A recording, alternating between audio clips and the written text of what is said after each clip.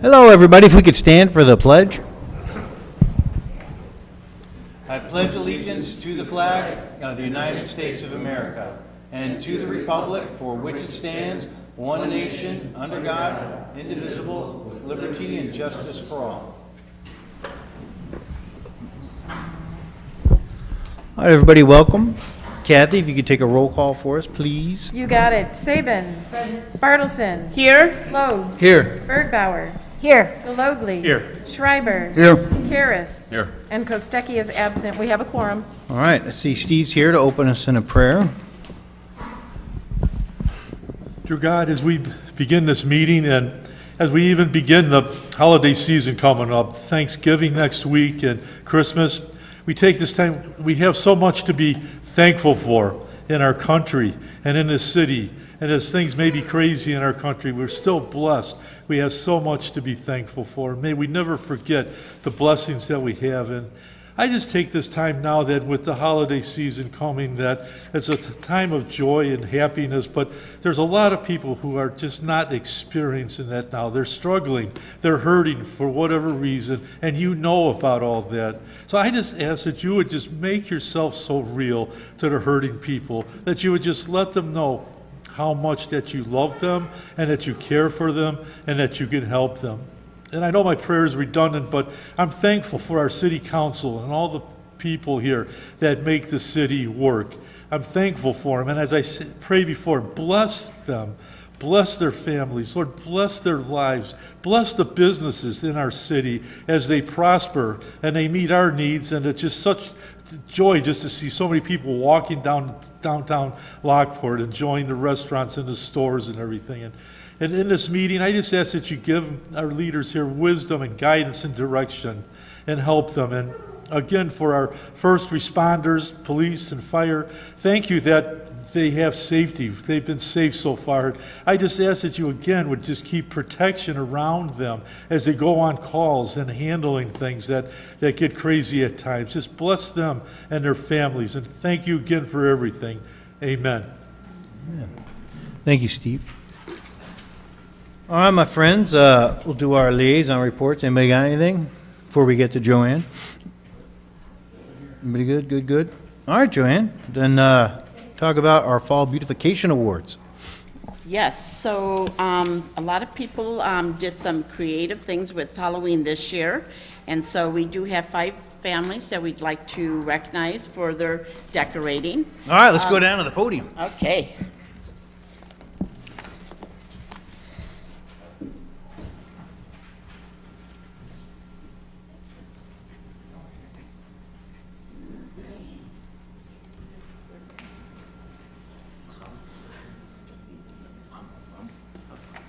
Alrighty, so the first is the Allison Waltz here. There you are, okay. So this is your resident here. It's very nicely decorated for Halloween and combination of Halloween and possibly fall with the pumpkins, but thank you, it's very creative. Yeah, well, my kids like that dragon. Come on out. I'll give you this. Yes.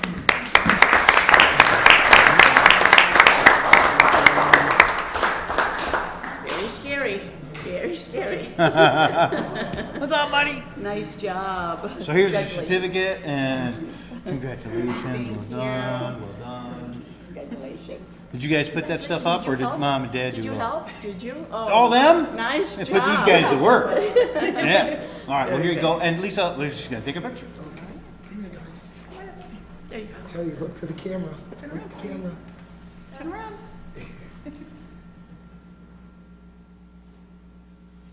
Here, let me give you a sign so you can display it, okay?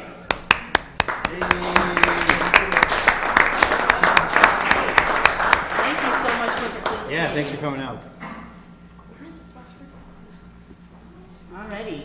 The next one is Easton Gatz. Are you here? Oh, there you are. They're at 602 Gloria Street. And they did some creative Halloween decorating. Oh, yeah. It's Oh, the great. giant skeleton. Yes. So, are like those the Oh my twins from Hell's God. Gate? He's throwing up in a bucket. That is great. Thank you so much. Oh my That's God. really creative. Oh, yeah, you Very guys, nice. this is fun. That's pretty scary, too. Yes. No, you're not gonna, You're for gonna go Lockport work for Township John? or? Okay. You gotta go knock on the door. He loves young guys, man. Go down there and he gets everybody to work down there. He's got a whole crew of people That's great. talented like that. Thank so- you. Thank you for participating. Yeah. Well, here's your good job, man. Thank you. Here's the certificate. And, mom, take a picture.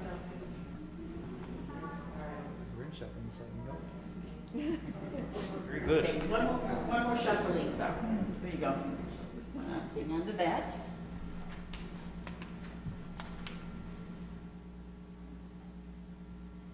There you go. Yeah, really well done, man. Seriously, go talk to John. Jason and Nicole Cash. Are you here? No cash? No cash. Man. Okay. All credit. Okay, well, the home for Mr. and Mrs. Cash is at 7922 McCabe. That's very nice. Oh yeah. Look at Oh, my goodness. what's the Look at that giant skeleton. no man what's the from I'm like drawing a blank, man. Seymour, the man-eating plant, man. Yeah. This is great. Little Shop of Horrors, thank you. Shop Wars, yeah, little shop. Oh, we're sorry that Having we a can't having a recognize Biden you moment. first. All right. Thank you for participating. Well done, guys. All right. Okay, the next one is Wendy Miata. There you are, come on up, please. Yeah, it is. You live at 1402 Strawberry Hill Drive. Once again, another creative, nicely decorated for Halloween. Fun. Thank you so much. Thank you Well so much. done. Like a pants, too. Congratulations. Get your sign. And then I don't have to pay property tax for a year. Is That's that- right. Free property Is tax that for you. Is that my gift? That's what Lisa's. Yeah. One more. There you go. Only in my dreams, right? Yeah, we're only 10% of the bill anyway. Yeah. Yeah, take it up with all the Park District guys. That's cool. Thanks, though, for coming out. Thank you. Thank you very much. Rebecca Gallagher. There she Oh is. man, the mermaid. Oh my gosh. I like that. Very nice. Well, thank you for participating. This is it's so nice to see these decorations. Look at the kids. And This I is wanted to hilarious. have them early enough that maybe, people, I don't know that you still have them up, but people are looking for homes that they can drive by. And Yeah. something like this, I'm sure you had a lot of. We had a lot of drive-bys and a lot of, like Halloween, a lot of people posing with the mermaid. Sure, the Really? mermaid's Oh, great. that's wonderful. That is Yeah, great. A lot of kids doing that. How fun. Xenos, is that like? It's Zenos For Gallery. Ben's front So yard what does next that to your look like? Halloween, should be him Yeah. with an empty vodka bottle. All right, congratulations. Well Thank you done. very much. I really like it. Congratulations. Thank you. Wow, thanks for releasing. Hugging him. Thanks Thank you again. so much. Very fun. That is the last of the recognition. I just want to let you know, obviously now our winter decorating recognitions are coming up. Please, if you know neighbors, if you're going to do it again, feel free to enter so we can recognize you for your holiday decorations. Thank you for participating. Thank you.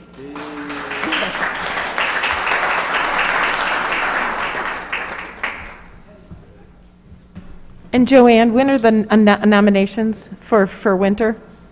Oh, yes, let me tell you. Okay, so the winter contest is now underway, entering your home or your neighbors. From November 11th through December 10th is the winter recognition, which is the holiday lights. Recognition will be on December 15th. Please apply on the website by submitting 2 to 4 images with your information. Okay? Thank you. Here, and I'll get you this. And then one other announcement. So, Sophia, come on up with your family, please.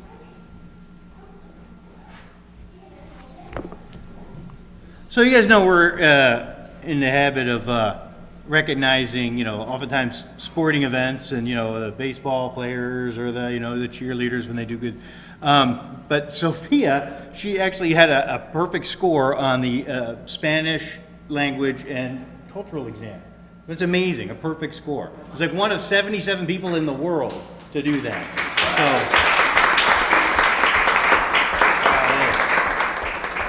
So, I wondered, I was saying, it was like, because they are Mexican American, I'm like, okay, was that kind of rigged? Does it make it a little easier? But I told her I couldn't score a perfect 5 on an English exam, so I don't think so. Do you remember the old Cheech Marion song? You're my age, right? Mexican Americans go to night school, right? Yeah. So congratulations. And you get the coveted Lockport, Illinois ball cap. So congratulations. Thank you so much. And thank you for coming out and let us just say thank you. And here's a certificate, and we'll get a picture with Lisa.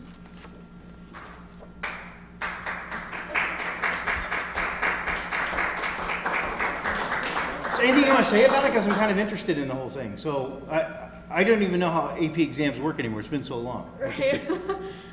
So basically, they lock you in a room for about 3 hours, and you have 2 parts: multiple choice, everyone's favorite, and free response, everyone's least favorite. You go ahead and do listening, reading, writing, and speaking, all in one sitting, and just hope your answers are good. So does that mean you have to have an instructor with you if you're speaking, or do you record it? Like, how does that work? Right, they give you these little recording devices. You press record, speak, then pause, and then record again, and that's how you record. And it's just like everyone in one big room recording at the same time, so it gets a little noisy, but... Yeah, sure. So if you wanted to say, I love living in Lockport, how would you say that, like in Spanish? Me encanta vivir aquí en Lockport. Nice! Well done. Really, thank you for coming down. Thank you, familia. I appreciate you guys, everything. And yeah, you get the coveted Lockport hat. Bravo.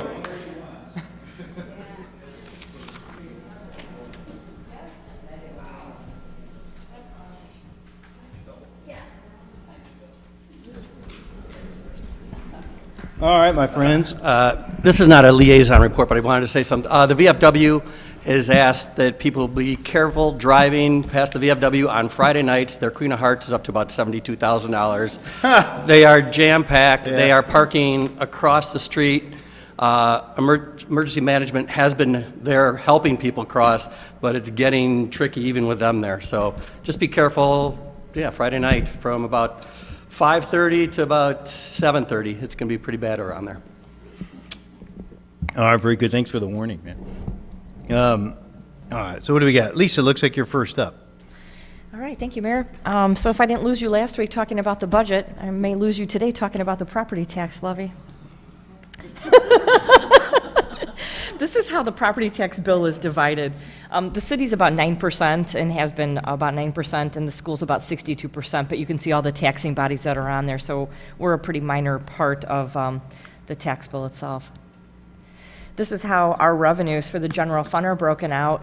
Property taxes make up 36% of our revenues here at the city. 17% income tax, 18% sales tax, and then some other miscellaneous things. So in the summertime, the township assessors will estimate the value of your house. That's their piece. The CPI is determined by the federal government, and then the city, our responsibility is to determine the amount of money that we need for a tax levy. So we review it. This is where we're at right now at step 4, is reviewing it here at the Committee of the Whole. We would have a public hearing if we were requesting more than a 5% increase, which we're not. So that won't be necessary for us. And then we'll look for council to approve the property tax levy at the December 1st meeting. And then we'll have to file it with the county by the 4th Tuesday of December. So estimates are used for the EAV, new property, and the exemptions. We won't have the final numbers to the spring, so I just want to remind everybody that the levy that we put together, these are based on estimates. We won't know any of those final numbers until the springtime, but we do need to levy enough to be able to capture all of those things for the city. The new growth this year is estimated at $20.9 million, which is a pretty significant dollar amount for us. So these are the different areas that the tax levy funds: general operations, streets, police, pensions from all the different areas, liability insurance, all of those different things that are listed there.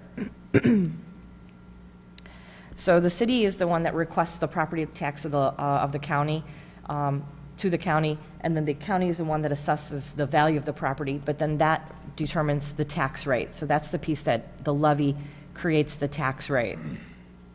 So here's a chart that shows you over the last, I think I have 11 years on here, what the assessed value for the entire city, what it looks like. So we've had 7 years of increases. So the way it works is once you have the valuation, it turns into the tax rate. So then we would have 7 years of decreases. So that's why you see the decline there of the tax rate. So again, we're estimating that the tax rate will go down for our residents, which is a pretty significant thing for us to be able to do for our residents. The levy is $7.2 million, and it was prepared to capture both the CPI and the new growth. And we have bond revenue in there for $952,000 to pay our debt that we have from our bonds. So this, we try to do a chart just showing you how this impacts our residents. So if your house last year was worth $250,000, you have an equalization factor of 1/3, so that gives you your EAV for your home of $77,000. And then the tax rate from last year would show you what your tax bill would look like for the city's portion. So what we're assuming here on this chart is that the EAV would go up by 3%, and then that's what that last column is showing you is what it would look like, what your tax bill would look like. So this year, we're looking at a 52-cent decrease if your EAV went up by 3%. So it's basically a wash. We're really hoping that the city's portion of your tax bill would really not significantly change from last year at all if you had a 3% increase in your EAV. Questions? Lisa, all the years we've been estimating, when you actually get the real numbers in the spring, well, how would you say it's panned out? Pretty good, good estimates? They're close. We can go back to this one chart here. So last year, we were hoping that the tax rate was going to be below the 0.8 Yeah. and ended up at 8.1. Okay. So, I mean, it's not a significant change, but, you know, Sure. it's the best we can do at this time. We get figures from the county as a preliminary number, but you have appeals that go on that would change those figures, right? And then there may be some things that kind of flush out people that come back in and protest their what their EAV is. So all those things have to really work itself out for 6 months. Okay. But I don't think we're too far off. All right, very good. Well, I mean, it's not easy to do, but you do a great job. Any other questions, concerns? No, I just want to congratulate you on all the hard work you do with this and seeing that we do have 7 straight years of tax rate reduction. That is kudos to what you've done with this budget over the past several years. Thank you. That's for you guys, It's the decisions that you guys make, so. All right, my friend, so is this do we need to do a public hearing on it, right? No, we will not need a public hearing because we're not raising the levy by 5%. So there'll be no public hearing for the property tax levy. We will have at the city council meeting a public hearing for the budget. Okay, so we just need to, can we do this as a consent, or does this need to be a action? It could be by consent. Okay, we good with that then? All right. Thank you. Thank you. All righty, what else you got? So the 2021 real estate tax abatement for Julco, which is Julian Electric, this is the 5th and final year for their tax abatement. So I just put a copy of their last 5 years of tax bills. So their total tax bill's $308,000. So they've been a wonderful addition here to the city. Of course, our portion is 10% of that bill, and their tax abatement has been about $12,000 back to them. So this will be the last year Okay. for them, and then we'll have the 100% of their tax bill into our revenues going forward. So if Just we- as an FYI to maybe Matt and maybe Mark, is it when, sometimes you'll hear people like, oh, we give all these tax incentives to warehouses. We don't. That's not something that's been done. We have twice given, I believe twice, maybe 3 times, twice, given them to businesses that are light manufacturing. So Juco is one of them. They were at the old X10 building, and it was a plastics injection mold. The whole building was absolutely set up for injection molding. And when these guys were looking for a new home, I liked bringing in the skilled labor jobs, so we kind of coaxed them to coming here. I think they were looking at Naperville and St. Louis. But it's a very modest tax incentive, and it's, so just so you know, if people ever say like, oh, we're giving tax incentives to the warehouse, we don't. But we have done it once for these folks. And then, who's the other one we did it for? Magenta. Yeah, Magenta Plastic. That's what I'm thinking, Magenta Plastic. Sorry, I got these guys confused. So, but they both are nearing the end, right? Magenta was done last Magenta was year. finished last year. Okay, And Julco will be finished this year. okay. All right, any questions? I'll put that on consent then. That'd be great, thank you. Thank you. All right, Ben, what do you got? Thank you, Mayor, members of the council. This will be Resolution 21114, authorizing an intergovernmental agreement between Will County and the city of Lockport for the traffic signal preemption devices. The EVPs are on the signals, as you see. Fire department or police officers with their lights on can be able to get through the traffic signals quicker and easier and safer. Back in 2015, we first did this with them in a shared agreement for sharing the maintenance cost and the cost to install the signals. We revisited it again in early in 2021 to add some new ones at 159th and the tollway. We never had any tollway signals, and I actually saw an ambulance go through there just the other day, and it was not able to get through as fast as it could have. But we also identified an additional intersection at Gauger and Division, which is actually shared with Will County DOT. So we need another quick agreement here with an IGA with the Will County Department of Transportation. So the IGA between the county and the city is proposed in your packet. And again, it's Resolution 21114 to share that intersection with them. They won't be sharing in the cost, but they are authorizing us to access the poles and install the preemption devices. Any questions on that? I have one question. Sure. What's the cost of the devices? Man, I don't remember. They're not bad. Brent, do you remember, or anybody remember? They're like, I don't even want to guess. I mean, what are I we can get back committing to you. ourselves to? They're cheap. Each signal is not much. The expense has actually been in the engineering and the processing and the permitting with the tollway and engineers to do it, but in the light thousands of dollars, not much. Each signal location is only like a few $100s, so across the city. And again, we share it 50-50 with the fire department. But I'll get a more curious of the cost. specific answer for you. Yeah, I can look that up for you. Thank you. Larry, do you want this as an action item until you get that answer? All right. Any other questions? Can all the council members get one of those little things in their car so No. we could just blaze through? Oh, all right. All right. Yeah, so we're good with consent then? Yes. Okay. All right, and then Makerspace. So, Lance, what do you got? Thank you. This is the first Makerspace Grant that we have been able to offer since we approved that last month or the month before. This is for a wrap for Second City Greens. If you have seen, they have their second container down there. They got it about 3 weeks ago, I think. They're still in the process of kind of fitting out the inside. AJ wanted to do something similar to what they did for the first one and kind of provide some sort of artistic graphic on the outside. They engaged a designer to do that and got one quote for it. I noted in my memo, and someone had asked me before the meeting, they did look for other quotes, but given the short time frame, because they can only install them during certain temperature periods, and we're quickly running out of those temperature periods, only one was able to respond and provide a quote. So that's why there is only one in your packet. So ultimately, the request is for $2,800, which is a 50-50 match of the total of $5,600, and this is Resolution 21111. All right, any questions, comments? All right, it's nice seeing that place take shape, so we can put that on for consent. There it is. Sorry. Cool. All right, and then what else you got? So this is an amendment to Chapter 151 of the City Code that is requiring inspections of rental properties that have failed to register at this point. In the memo, this is related to our rental and vacant or foreclosed property registration program that was approved via Ordinance 2010.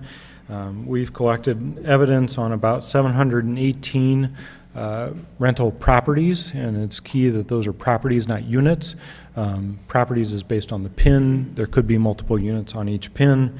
We have sent 3 notices, or I should say, ProChamps has sent 3 notices, one in December of last year, one in April of this year, and one in August of this year, to all the owners requesting that they register the property. We've gotten about 339 of them registered to date, so we're at about 47% of those properties, which is okay. And we've usually seen a spike in the registrations when a letter goes out, but that, if you look at the trend line, it is decreasing. And so we're not getting as big of a bump as we have in the past. So we've pretty much cycled through all the people who got a letter sent to their tenant, and the tenant threw it away, and they call and say, I never got the letter, or it got sent to them and it looked like junk mail, and so they threw it out and they didn't know. And those people who had relatives or somebody else living in the unit with them. So in an effort to try and respect the owners that have already signed up and have been paying the fee, we believe that the next step in getting compliance is to require mandatory life safety inspections of the property starting after January 1st, 2022, if the account remains unpaid and they received any of the notice letters in 2021 or 2020. Thereafter, if there are 6 months or more of unpaid registrations or late fees, the property owners will be notified of the upcoming inspection. That would be in addition to the fines, which are currently accumulating in their account at a 10% rate for every 30 days that they do not pay.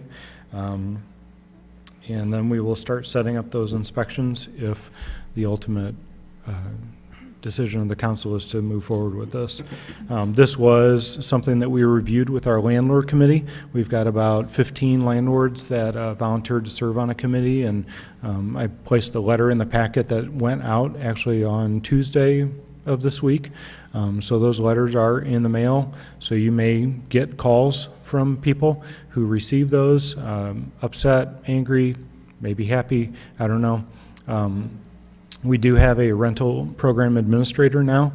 We hired Robin Gravenhofer on a small stipend to be able to help manage the system with me, so that we could put some of the people that were being used in the water department back on their real job, as opposed to trying to facilitate some of the online database management.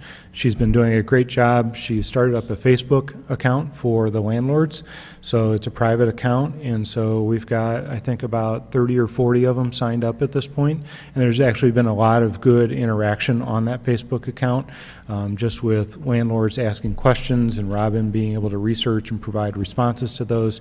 She's an extremely experienced property manager and has experience with all manners of different rentals and communities, so we feel really good about her ability to manage and maintain this work in association with me. So with that, I'm looking for approval of Ordinance 21-037 to allow us to do those inspections.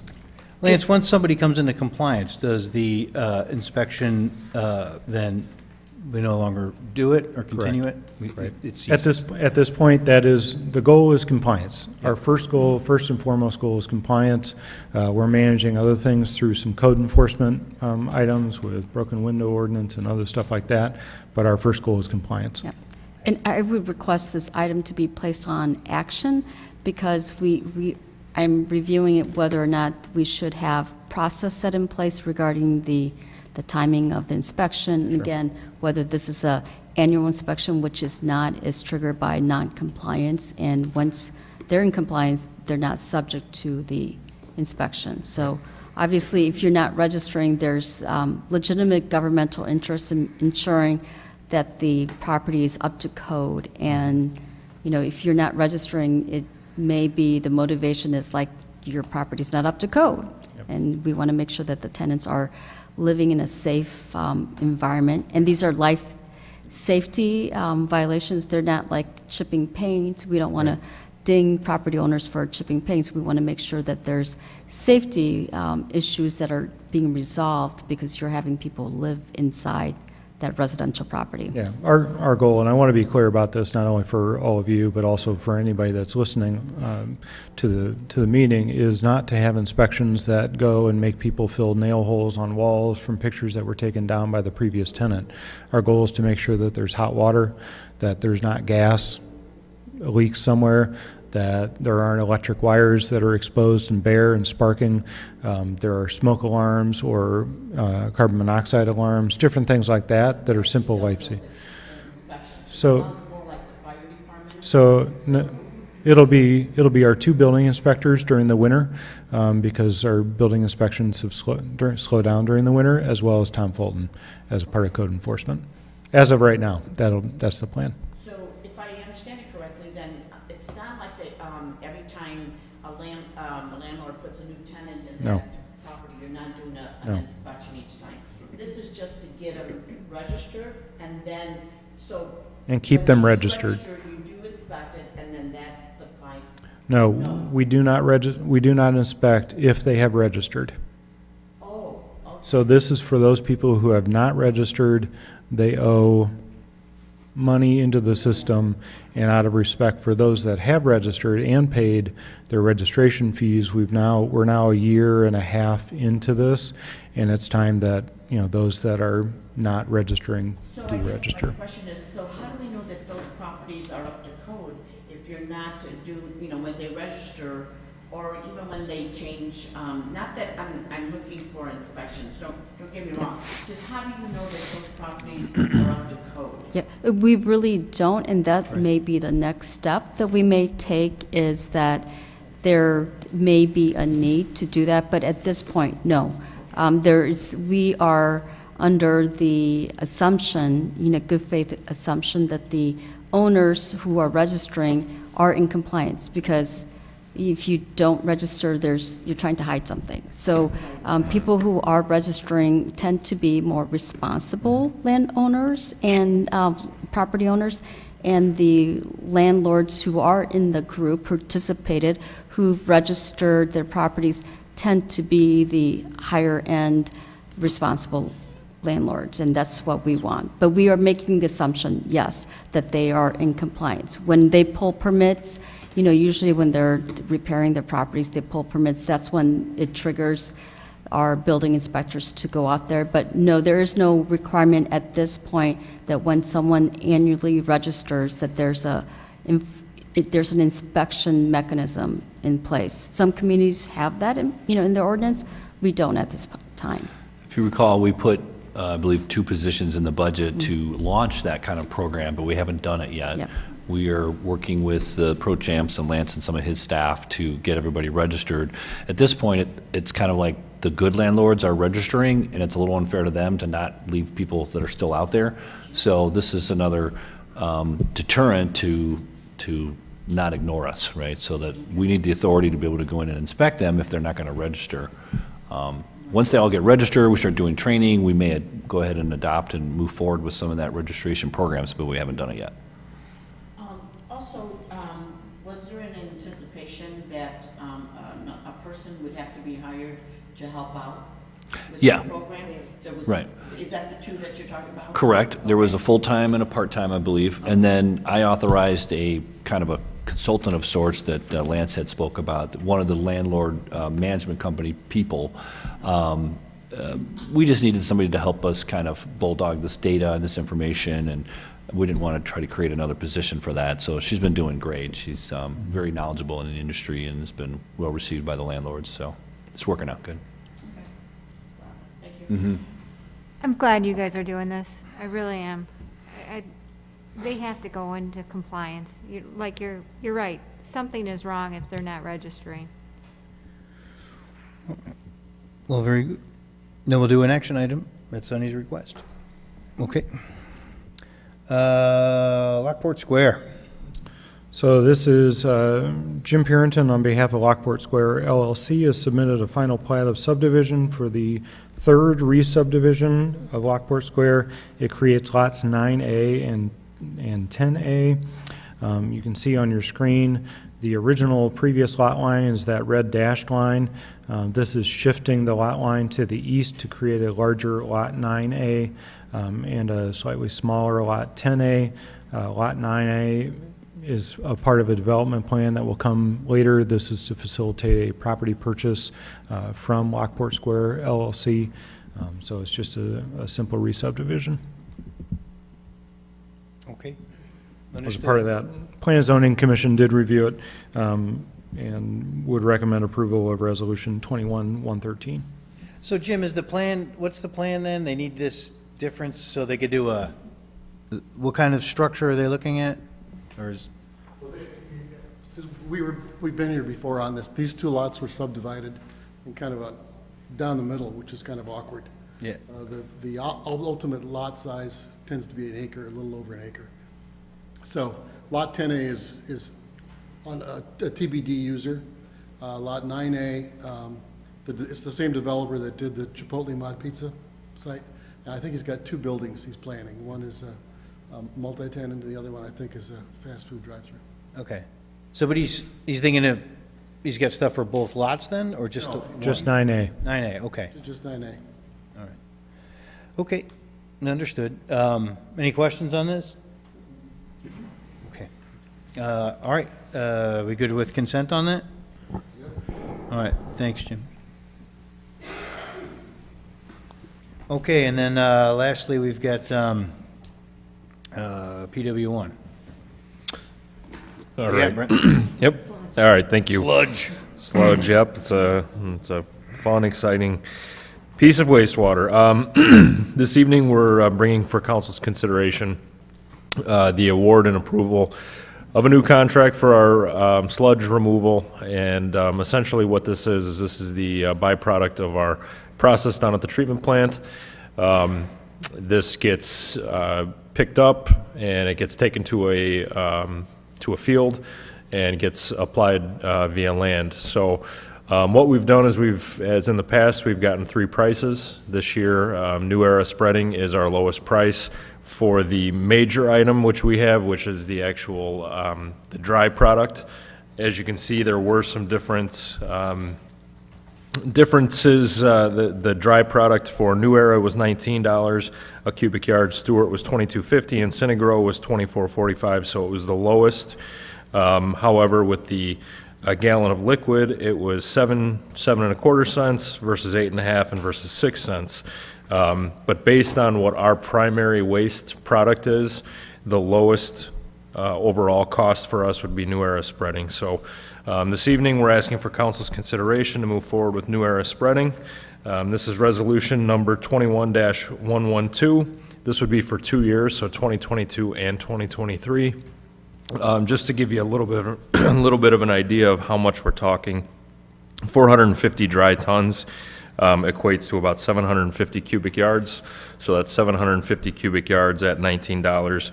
So we're looking at $15,000. So that's what this, on an annual basis, sometimes it's more, sometimes it's less, but just generally speaking, roughly $15,000 a year for our sludge. So this evening, looking for council's consideration to move forward. All right, any questions, concerns? All right, then we're looking for consent. We okay with that? All right, sounds good. Any new business? Anybody got anything? All right, looking for a motion to adjourn then. All right, I got Larry and Renee. All in favor?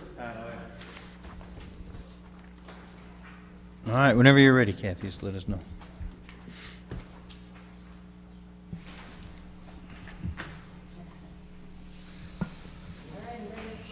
Okay, roll call, please.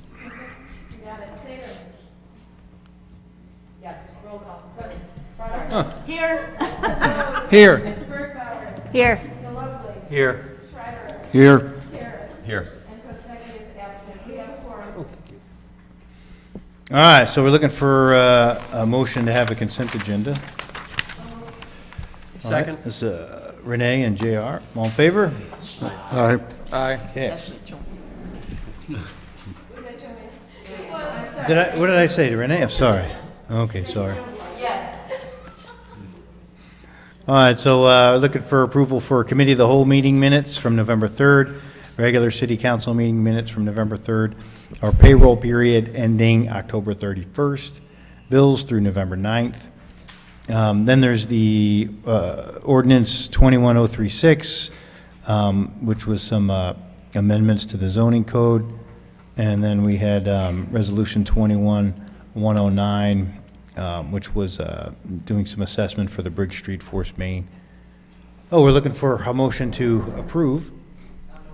Second. Okay, Renee and Larry, may I have a roll call, please? Yes. Armisen. Yes? Lowe's. Yes. Burko. Yes. Maloney. Yes. Schreiber. Yes. Harris. Yes. And Kosecki is absent. Motion passes. Okay. And next, we've got our public hearing for our budget, so I need a motion to open a public hearing. Motion to open a public hearing. Second. All right, Larry and JR, all in favor? Aye. Good, okay. So this public hearing is being held pursuant to Illinois law to hear discussion and public comment on the proposed budget for the coming fiscal year, which has been on display for the requisite length of time. Asked that Lisa Heglin review the highlights of the budget. Lisa? Great, thank you. So the budget for 2022, we have revenues of $44 million, expenses of $55 million. We're using excess reserves of $11 million to be able to accomplish this, and there's still some excess fund balance left after that. Okay. Any, I mean, I know we've talked about all this, and everybody good up here? Bill, you got anything? You're the audience tonight. Okay. All right, so if there's nothing else, then we'll look for a motion to close the hearing. Motion to close the hearing. Second. All right, Larry and JR again, all in favor? Aye. All right, and then we vote on this We're next good. time? Yes, we'll be looking for this to be on the agenda for next time, so consent, okay? Yeah, I suppose so. We can do a consent then. All right, throw it on there. Great, thank you.